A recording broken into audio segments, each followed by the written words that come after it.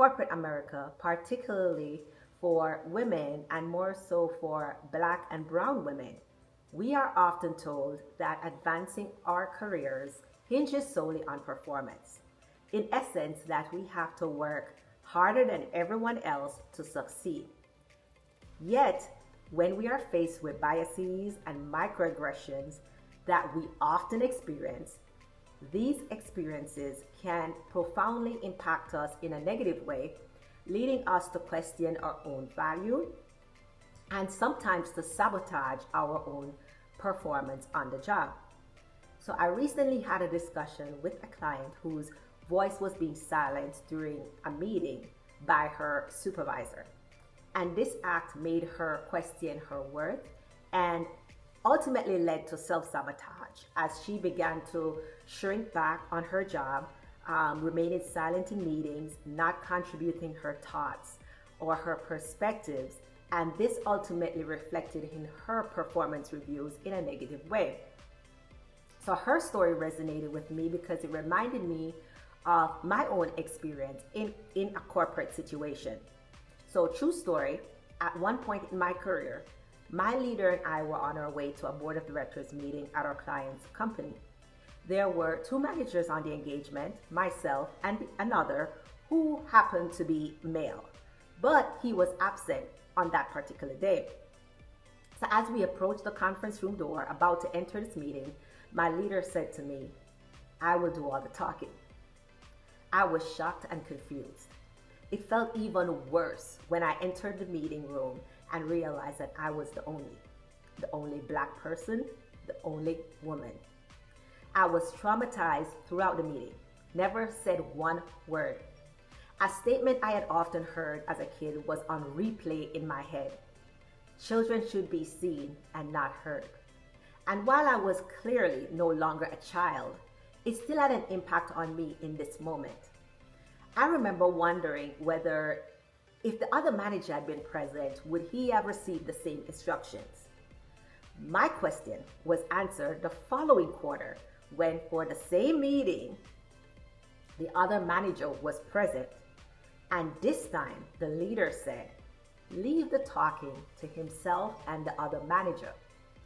The current political climate can also be triggering for us because here we are on the front line watching as a brilliant woman applies for the highest political office in the world and she faces relentless scrutiny. It is clear that being a woman or a minority, unfortunately, might be seen as a disqualifier for ambitious roles. Our capabilities are frequently challenged without reason other than our gender or the color of our skin. But this underscores the urgent need for us to master languages that empower us in our careers. For too long, I resented myself for not speaking up because I had not mastered the language of advocacy, which is one of the critical career languages that we aren't taught in school and often we don't learn from mentors. We find ourselves defaulting to freeze, flight, or fight responses. But if we choose to fight, we must ensure that our responses empower us and not reinforce the stereotype of being the angry woman who is controlled by her emotions. So I want to share with you 3 key strategies to help you navigate these situations. The first strategy here is to number 1, own your voice. Don't ever give someone else the permit or license to silence your voice. Your voice is a significant driver in cultivating your personal brand.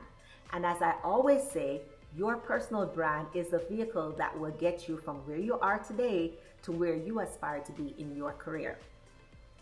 Number 2, build a supportive network. Create a team of allies who can advise and support you as you face these challenges.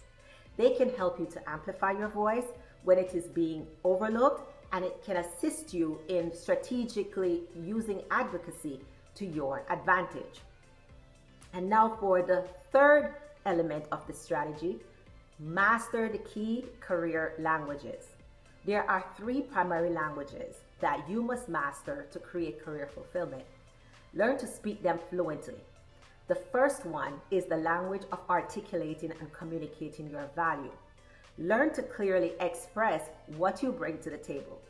It's about articulating how your specific skills and experiences contribute to the larger goals of your team and your organization. Why does this matter?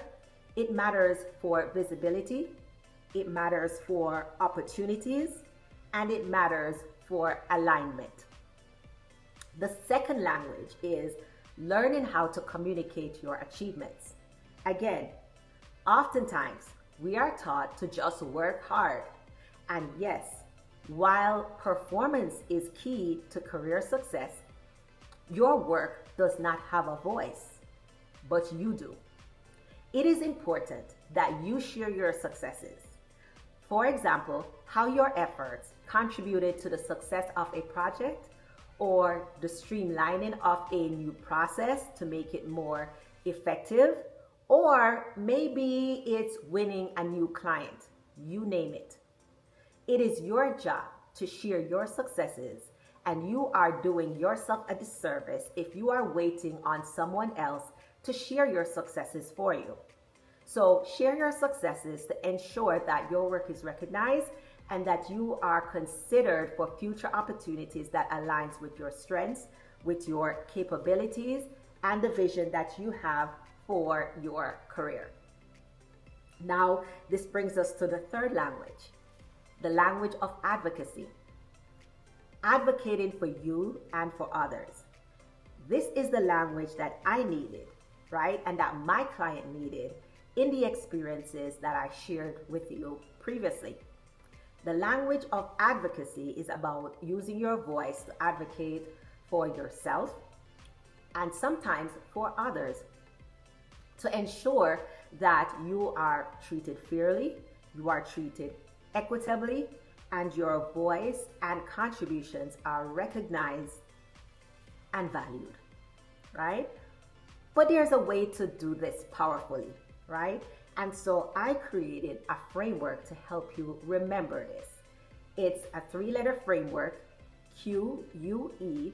You can pronounce it Q, or you can pronounce it que, as in Spanish for what, which is often what we want to respond when we hear some ridiculous commentary in our workspaces that aims to minimize us, right?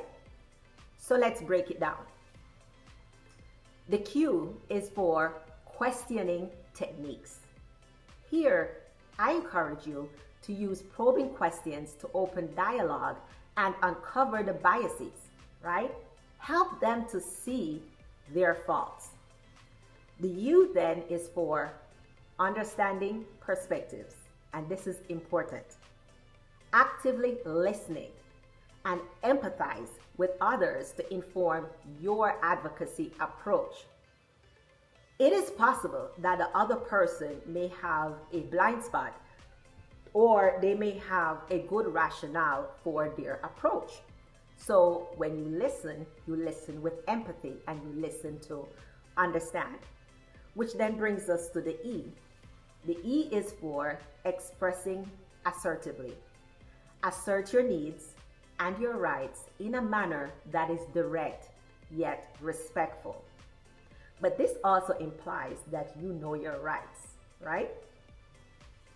The language of advocacy was precisely what I needed back then, and it was what my client needed to learn in order to advocate for ourselves. So let's walk through a quick example, and I want you to imagine that you're in a similar position, right? Where decisions are being made without your input, or you are being explicitly excluded from conversations where your input would be valuable. Here's how you could use this framework to assertively navigate the situation. Starting with the Q, the question. Start by asking an open, non-confrontational question that invites explanation and reflection. For example, that's interesting. Please help me understand how you came to that decision. This question does several things. It shows that you're paying attention and involved. It challenges the decision maker to explain their reasoning transparently, and it provides an opportunity for you to gauge whether the decision was based on a reasoned process or if there might be some unconscious biases at play, right? Next is the you. Understand the perspective. So after you pose your question, it's important to genuinely listen to the answer. This isn't just about hearing the words, but truly understanding the perspective and the reasoning behind them, right? This step can reveal whether the decision was thoughtful or it was inclusive or whether it was hasty and exclusive. Expressing assertively is the last step, right? So once you have heard and understood their reasoning, it's your turn to express your thoughts assertively and respectfully. This is your opportunity to present your viewpoint or to offer an alternative suggestion that might have been overlooked, right? An assertive expression example could be, I appreciate your perspective and I see how you arrived at that decision. From my experience with similar situations, I also see a potential benefit in incorporating different viewpoints, including those from our diverse team members, assuming you have a diverse team, right? So perhaps my insights on this could add value to your approach and enhance our collective outcome. By navigating the situation using this framework, you then advocate for yourself and you set a precedent for future interactions. This approach not only addresses the immediate issue, but also educates others on the value of inclusivity and diversity of thought in leadership and the decision-making process. So I encourage you to practice these languages daily. Start small if you need to, but start today. Own your voice, share your successes, and advocate not just for yourself, but for others who may not yet have the courage to speak up. Together, we can all redefine what it means to be leaders in our workspaces.